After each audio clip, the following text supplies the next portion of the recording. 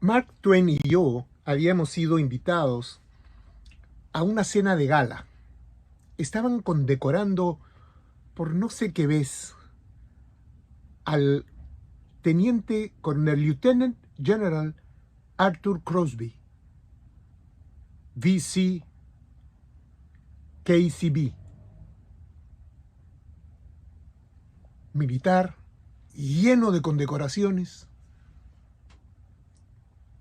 Yo había sido su instructor en la Academia de Woolwich, al este de Londres. Y yo sí sabía quién era. Y yo sabía que este hombre era un fraude, porque yo lo había creado. ¿Qué fue lo que pasó? Crosby era un estudiante que había llegado a su último año por suerte. Y en una de esas pruebas de conocimientos, esas que se hacen rutinariamente, yo pasaba por la clase donde el profesor estaba tomándole la prueba y Crosby estaba tratando de responder y lo único que hacía era incoherencias. Miraba el techo, miraba a los costados, respondía sin ton ni son. Y a mí me dio pena, porque haber desperdiciado 5 años de su vida para que en el último año simple y llanamente no aprobara y perdiera toda su carrera, lo tomé como una cuestión de caridad y lo tomé a mi cargo. Lo primero que hice es probar qué sabía, hasta dónde podía llegar. Bueno, Crosby conocía algo de César, algo del Imperio Romano, específicamente de César. Y tenía unas nociones básicas de matemáticas, que eran las dos cosas que yo sabía que al final eran las preguntas que le iban a hacer. Sucedió que efectivamente, al tomarlo a mi cargo, lo puse a trabajar insistentemente en César, en sus batallas, en sus triunfos, en sus errores, en su política, y lo hice estudiar a profundidad.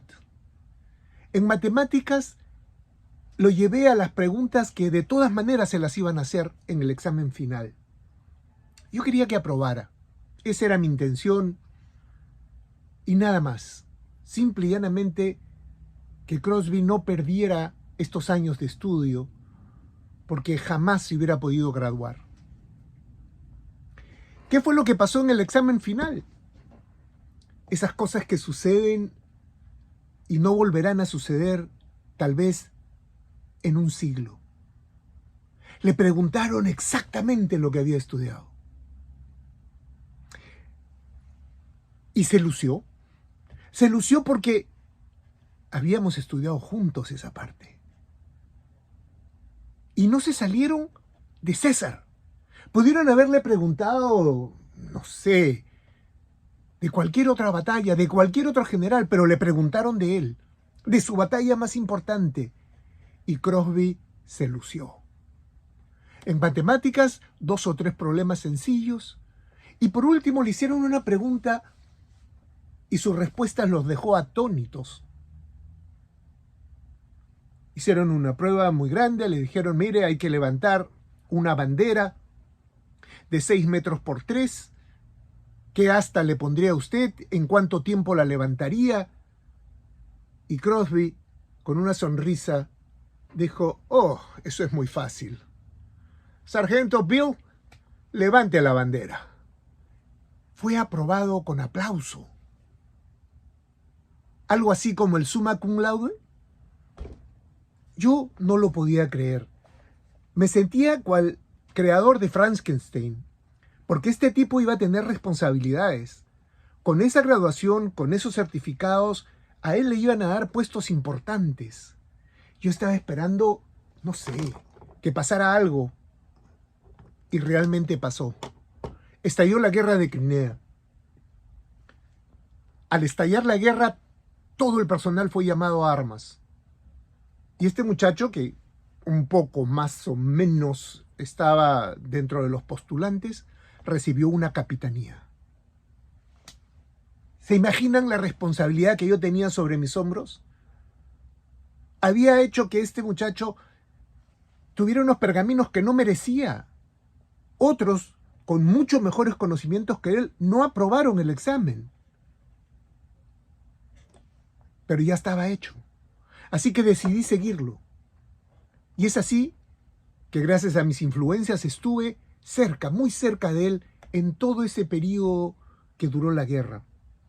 Y por eso es que tengo conocimiento de causa. Por eso sé quién es este hombre. Porque yo estuve en parte de su formación y lo fui siguiendo. Y este tipo siempre cometía errores. Tenía que hacer A y hacía B. Una de las cosas que sucedió es que en el campo de batalla, en esta guerra, en esta cruenta guerra, él fue ascendiendo sobre los cuerpos de sus superiores. Fueron muriendo sus superiores y él fue ascendiendo en el rango, fue ascendiendo hasta que llegó el día en que le tocó reemplazar al coronel que estaba a cargo del regimiento. El coronel había muerto en la mañana e inmediatamente los Fourier llegaron con las órdenes directas: usted es el comandante del área. A Crosby no se le ocurrió mejor cosa que ordenar un ataque a una colina cercana donde no había evidencia que hubiera el enemigo. Íbamos a abandonar el centro de la defensa del ejército inglés y se lo íbamos a dejar libre a los rusos.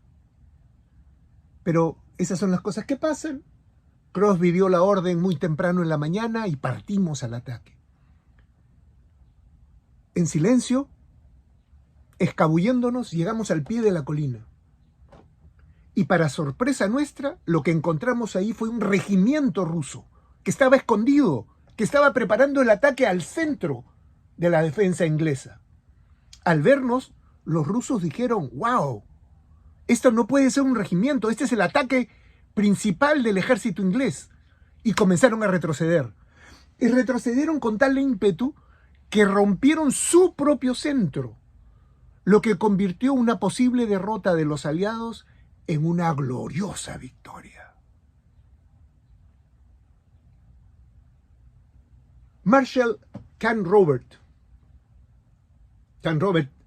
era el Marshal, el jefe del teatro de operaciones, el comandante general del teatro de la guerra. Había estado observando la maniobra. La observó con sorpresa, con admiración, con deleite,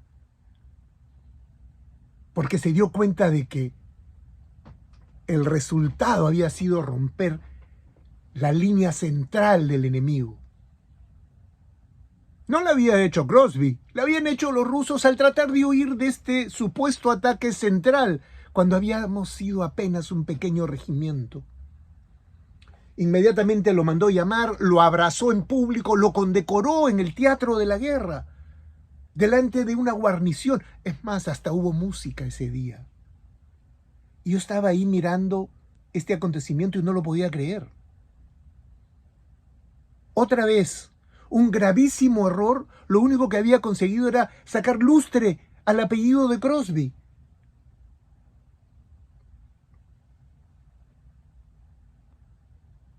Cuando regresamos a Inglaterra, fue recibido al máximo nivel. Sus errores lo habían ido convirtiendo en caballero, en varón, en lord. Su pecho estaba lleno de medallas. Y ahí lo observaba yo, a la cabecera de la mesa, donde estaba recibiendo todos estos honores. Y me volví a convencer que no hay nada mejor en esta vida que haber nacido con suerte. Y eso fue lo que pasó con el Lieutenant General Arthur Crosby. Hasta la próxima.